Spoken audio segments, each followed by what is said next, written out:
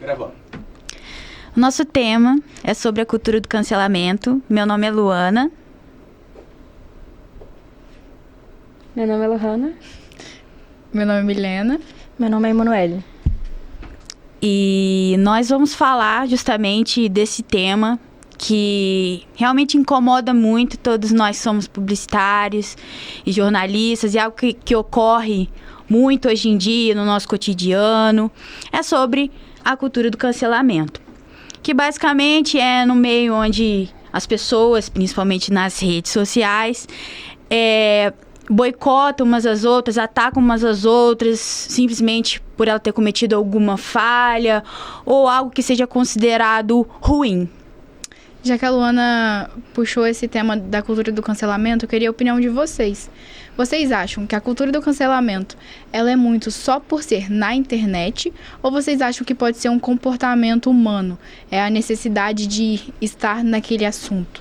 Eu acho que é inteiramente sobre o comportamento humano. Porque as pessoas cancelam com o objetivo de, óbvio, se posicionarem, mas se sentirem parte de um grupo, sabe? Isso diz muito também sobre a bolha dela, sabe?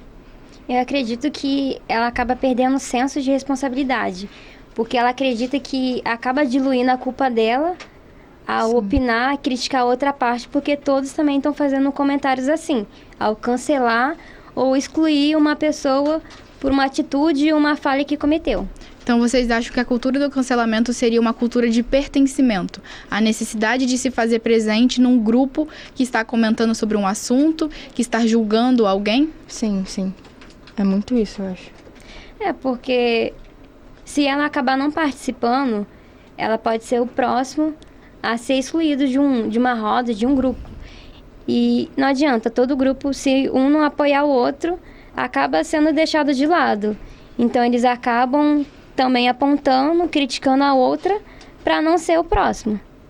Vocês não acham que se a gente for falar de Big Brother, que é um assunto que traz muito sobre cultura de cancelamento, a gente já está em 2026. Se a gente for falar de Carol Conká, até hoje ela segue sendo vítima e alvo de cancelamentos constantes. Ela passou e ela passa pela cultura de cancelamento. Vocês acham que as pessoas poderiam ser menos agressivas? Ou vocês acham que as pessoas se sentiam necessidade de atacá-la, de cancelarem, justamente porque todos estavam falando sobre ela? Eu acho que diz muito sobre o caráter da pessoa em si. Porque, vamos lá, se eu falar aqui que eu não concordo com a atitude de uma influenciadora, eu vou querer que todas pensem o mesmo que eu penso. Então, acho que é muito sobre influenciar. Se eu não gosto de tal pessoa, eu vou querer te influenciar a não gostar. Então, às vezes, as pessoas gostam da Carol Conká, igual foi o que você deu de exemplo, mas uma pessoa que tem uma influência maior falou que não gostou, então ela vai querer se pertencer a esse grupo que não gostou, porque é a maioria, entende? Então, é muito egoísmo, sim, porque a maioria das pessoas aqui fora tendem a ter atitudes piores ou melhores que ela, sabe?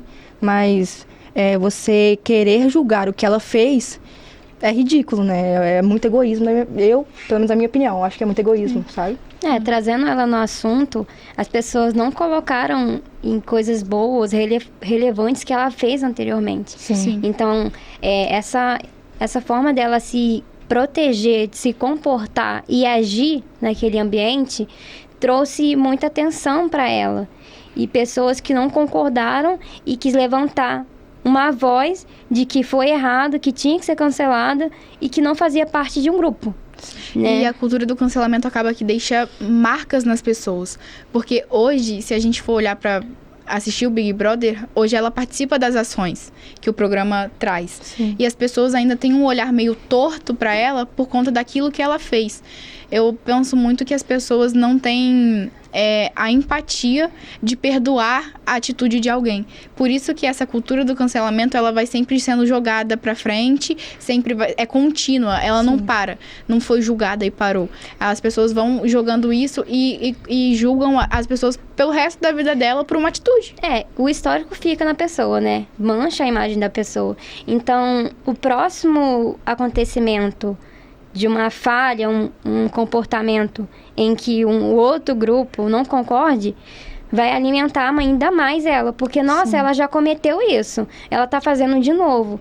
Aí vai falar assim, poxa, ela não mudou, então realmente a gente tem que apontar o dedo pra ela, porque ela continua sendo assim, né? As pessoas não pensam que também cometem erros, somos humanos, somos falhos, e que não temos a moral maior para falar sobre o outro, porque ele cometeu uma falha e que a gente não foi visto cometendo aquilo também. Sim, é verdade. E se a gente parar pra ver, a gente trazer para 2026, a gente acabou de sair do carnaval, se a gente for colocar, né, na nossa conversa, a Virgínia. Ela sofre uma onda de ataques, ela passa pela cultura de cancelamento por algo que ela fez, só que as pessoas estão dispostas a pré-julgar. Porque ela entrou nos assuntos, todo mundo sabe que ela entrou nos assuntos mais comentados aí nas redes sociais, por conta do carnaval, só que as pessoas não estavam nem dispostas a ver o que ela tinha para entregar. Justamente por algo que ela fez no passado, as pessoas ficaram com aquilo marcado, ela representa aquilo para as pessoas, então as pessoas já começaram a cancelar ela por ela ter feito algo, sem deixar ela mostrar o trabalho realmente. Então, às vezes, por a pessoa não ter uma credibilidade, né, num todo, porque realmente não tem como você agradar a todos. Sempre vai ter aquele que não concorda com você. Então, as pessoas vão olhar que ela não teve nenhuma apresentação em outra escola de samba anteriormente e vendo esse treinamento que ela teve para desenvolver e ela apresentar no final, as pessoas viram muitas falhas e compararam também com a antiga rainha de bateria. E via que era bem melhor, mas não colocaram em comparação a experiência que a anterior tinha, que era muito tempo de carreira, né? Então, ao julgar ela, não entendeu que ela estava iniciando, né? Que realmente não vai ter a mesma postura, a mesma desenvoltura do que a Paola Oliveira, né? Que era justamente a necessidade de julgar e ela fazer uma comparação. Por ela ser quem ela E isso sobre manchar a imagem diz muito sobre o papel do comunicador. Porque a gente está aqui para antecipar riscos. Então, o comunicador, ele tem nas mãos o poder de narrativa, sendo ela promover conflito, promover diálogo. Então, assim, igual você falou da Virgínia, a partir do momento que ela cometeu uma falha, acabou com a imagem dela, sabe? Então, a gente está aqui para antecipar riscos. Porque depois de uma coisa dessa, a marca fica aí durante um bom tempo. Sim, a pessoa, ela tenta preparar com que não ocorra novamente esse cancelamento sobre ela. Mas, gente, não tem como antecipar tudo, né? A gente pode evitar alguma coisa ou outra, mas somos naturais. Agimos por impulso ou acabamos estando em um ambiente não preparado para aquilo. Como a Virgínia, não foi em relação a uma atitude de ser machista, de falar sobre violência, de aborto, não foi nada disso. Foi só porque ela não era tão boa, experiente no samba e tiveram um cancelamento sobre ela. Então, assim, nem tudo é em relação uma falha. É um preconceito, sim, é um preconceito mesmo sobre a pessoa. E o que a Manu falou sobre nós comunicadores, se a gente for parar para analisar o cenário que a gente vive, quem deveria dar essa passada de pano, ou então, vou escolher o que eu vou publicar, que seria as páginas de fofoca, elas não escolhem. Sim. Então, acaba que esse julgamento, ele cresce a cada vez mais, porque essas páginas que se dizem comunicadores inflamam mais aquele assunto. Sim. Por conta de likes, por conta de engajamentos, por conta de comentários. Então, às vezes, um assunto que era para ser algo pequeno vira realmente um julgamento, uma crise na imagem daquela pessoa, daquela empresa, justamente por essa busca excessiva de números. Sim. Então, existe dois grupos, né? Aquelas pessoas que realmente vai tentar intensificar, alimentar mais aquele cancelamento, e aqueles que vão ser neutro, que realmente só vão expor um fato e cada um tem a sua opinião, pode ou não comentar. Só que o que mais é intensificado, o que mais aparece e ganha visibilidade é aquele que vem trazendo uma opinião negativa. Sim. E as pessoas se sentem também no direito de comentar, como eu falei anteriormente. Acha que diminui um pouco a responsabilidade dela, porque todo mundo está comentando, eu sou só mais um comentário, porém a pessoa do outro lado é que é mais afetada. Né? E já que a gente comentou, então, a gente mencionou, né, as páginas de fofoca, os comunicadores, qual a opinião de vocês referente a nós? se eu sou um comunicador, que eu entendo do assunto, eu entendo daquilo que a pessoa está passando, o que vocês acham? Qual seria o nosso posicionamento a respeito? O papel do comunicador, principalmente, é comunicar com consciência. Favorecer a igualdade e não fazer esse tipo de separação, que é o que a gente está falando aqui.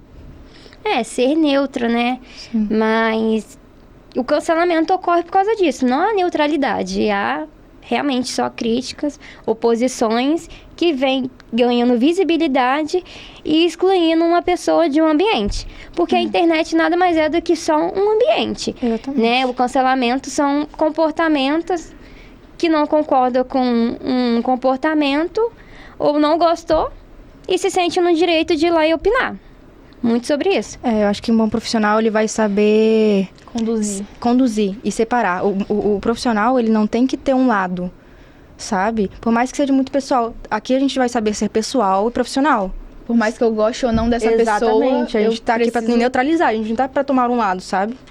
Sim. Então, vocês entendem que a gente precisa ser neutro, a gente precisa ser éticos, Sim, coerentes, com certeza. buscar fontes, entender o que está acontecendo, não só entender um lado, mas entender os dois lados antes de publicar qualquer coisa. Exatamente. Eu acho que sendo dessa forma éticos, neutro, por mais que sejam pequeno, Uhum. mas cada um pensando dessa forma já vai ser um mundo melhor. É verdade. Né? Vai reduzindo um pouco desse impacto do cancelamento e vai mostrando que não é porque é aberto ao comentário que eu tenho todo o direito de vomitar em cima daquela pessoa. Exatamente. Verdade.